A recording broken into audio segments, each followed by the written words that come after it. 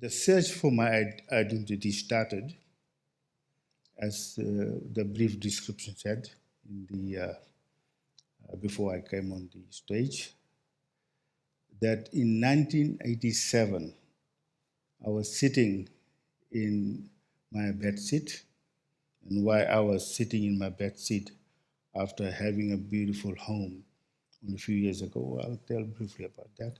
I was sitting in a bedsit, and the news from Fiji flashed. The news of the coup in Fiji. When I left Fiji in 1980, I intended to return with my family back to Fiji because Fiji was what we knew. It was my home. This place which I loved, and I always wanted to live there. I didn't want to leave Fiji ever. I married a British wife. She came to Fiji to live with me, but because of some reason, which when she got pregnant, she wanted to go back to her parents, so I took her over there on the proviso that we'll return after 5 years. But the coup changed everything in 1980. For me, the beautiful land of Fiji was no longer home. And I self-defined that I was living in exile. And then I started to search for my identity. Who was I? I'm no longer a Fijian.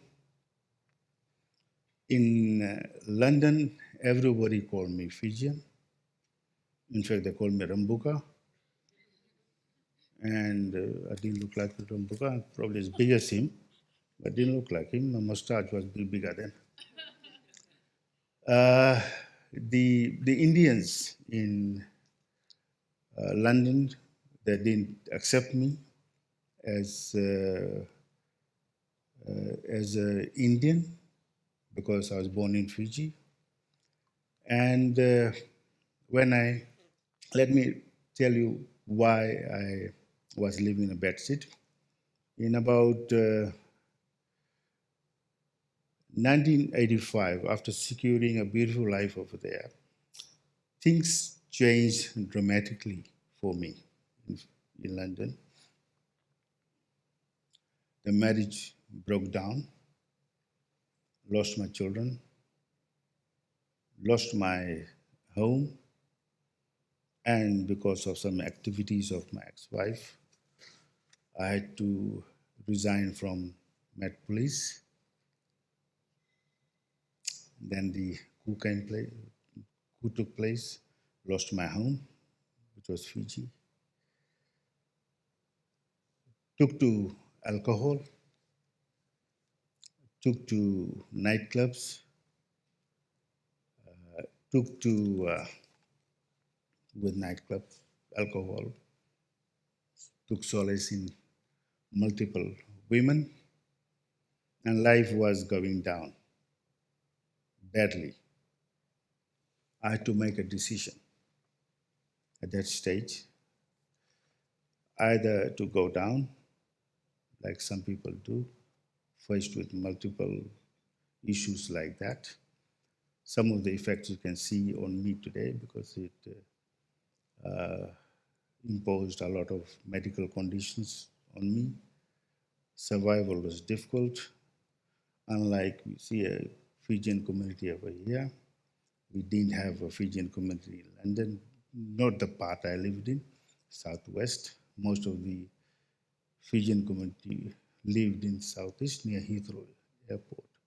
There were only 4 Fijian families, and they were very self-consumed. Even my in-laws didn't want to know what was happening in my life, in my family's life. So going down, and I could have gone down, disappeared. Death was facing me. Only drinks was sort of keeping me alive at that stage. And then I had to make a decision. And the decision was based on what my father wanted of me when I was a teenager, from my childhood, as long as I remembered, I can remember, he always wanted me to be a doctor. My brother is here somewhere, he will vouch for that. And so I said, I walked away from medical, the FSM, after 2 years. And I said, no, let me, by the time my father was dead, so I said, let me, somewhere he's around, let me prove to him that I can become a doctor. I'm not a medical doctor, but I'll make a pathetic medical doctor. So I started an academic journey. I did my BA in sociology, which I started in USP. For whatever reason, I joined politics, and I'd faced a lot of racism by my fellow police officers in London. I'd seen a lot of racism meted out by the police officers, my colleagues, very nice people, but they were very racist as well. Not all of them, some of them. So I joined the anti-racist movement, and we don't have a lot of time, so I'm not going to go through all of it. By 1992, I had a degree. I was an elected councillor, and I think Tia said something about me first. And of course, I was the first police officer in London from Fiji, and I was the first police elected councillor in UK from Fiji. So I did that. And what I want to leave with you about this is not about my successes there. Is that how you or anybody else who's listening is, if you are faced with a situation where either you go down or stand up or keep lying, if you choose. And in Hindi, it says, if there's tinka, small stick, you hold on to it, and let that be your survival tool. And that was the words of my father. I wanted to prove to him that I could do it, and I could become a doctor, which I eventually did. I became a doctor in 2011 in Sydney. But by 1994, after struggling through all these things, I found that my health was once again going rapidly down, and was faced with the choice of either committing suicide or dying through natural cause, the impediment, or becoming mental. And as they say, St. Giles case. I decided that I should do something about it. I called my brother, who's sitting over here, the same brother. By the time he had left Fiji and was here.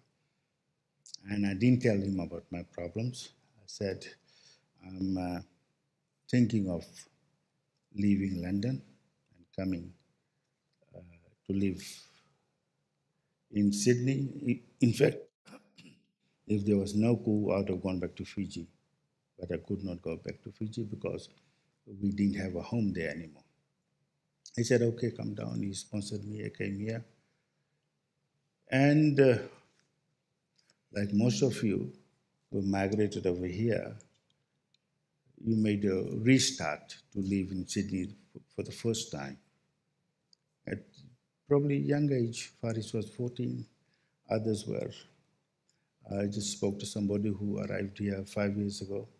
So I had to make another home for myself. When I went to London, beautiful wife, she had my daughter in her tummy, everything to look forward to, going to live for a while in land of the Queen, which we revered at that time. But when I came over here, I didn't have a beautiful wife. I didn't have my children. I had little to look forward to. My health was really terrible. Okay. I had to restart, and the age had gone from 20s to late 30s. Once again, I was faced with a situation where what to do. And I thought, okay, I'm not going to dream big, narrow down my focus, my dream, and I decided to build on the foundation which I laid in London, which is the creative work, the book which I wrote, the play which I did, and I thought, and on my identity, I identified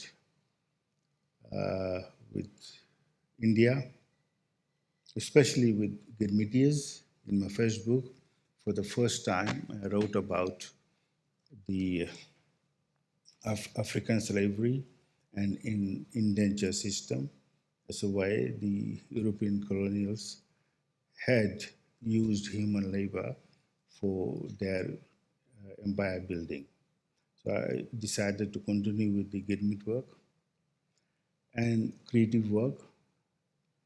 And today, I, apart from doing my master's and completing my PhD, I have produced a number of feature films, short feature films, documentaries.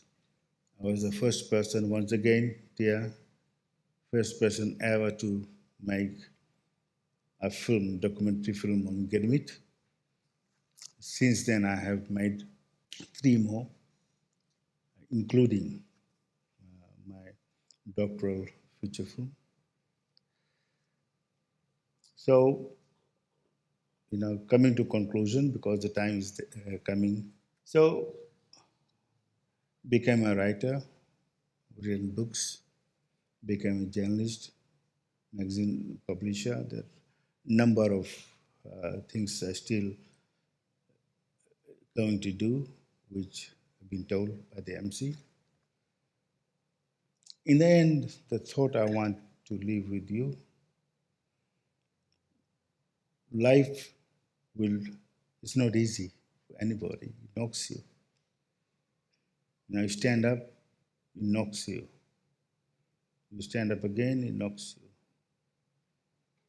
But the good thing is, what you have to do is to stand up again if you want to live. And the last thing I want to say is about 20 years ago, I had a near-death experience. And that time when I was going through that, it was quite harrowing. But after that, I discovered I had overcome the fear of death. And once you overcome, and only once you overcome the fear of death, you start living. And I'm living my life to full. Thank you very much.